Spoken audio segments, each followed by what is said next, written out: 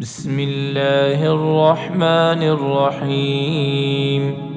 يسبح لله ما في السماوات وما في الأرض الملك القدوس العزيز الحكيم. هو الذي بعث في الأميين رسولا منهم يتلو عليهم آياته ويزكيهم ويعلمهم الكتاب والحكمة وإن كانوا من قبل لفي ضلال مبين. وآخرين منهم لما يلحقوا بهم وهو العزيز الحكيم. ذلك فضل الله يؤتيه من يشاء والله ذو الفضل العظيم.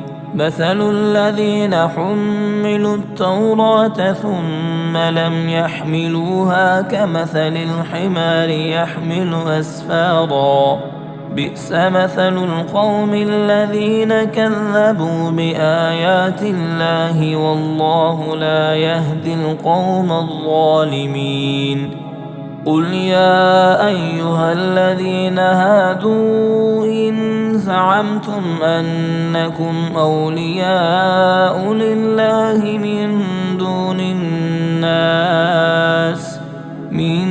دون الناس فتمنوا الموت إن كنتم صادقين ولا يتمنونه أبدا بما قدمت أيديهم والله عليم بالظالمين.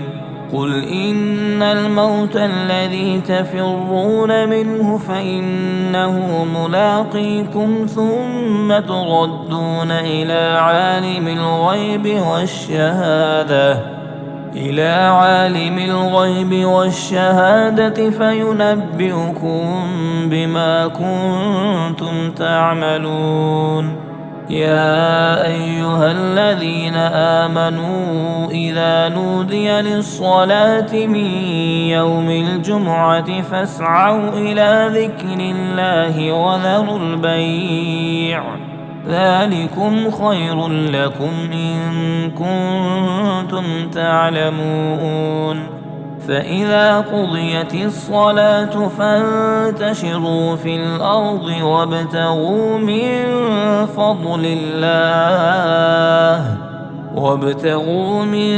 فضل الله واذكروا الله كثيرا لعلكم تفلحون. وإذا رأوا تجارة أو لهوا انفضوا إليها وتركوك قائما. قل ما عند الله خير من اللهو ومن التجارة والله خير الرازقين.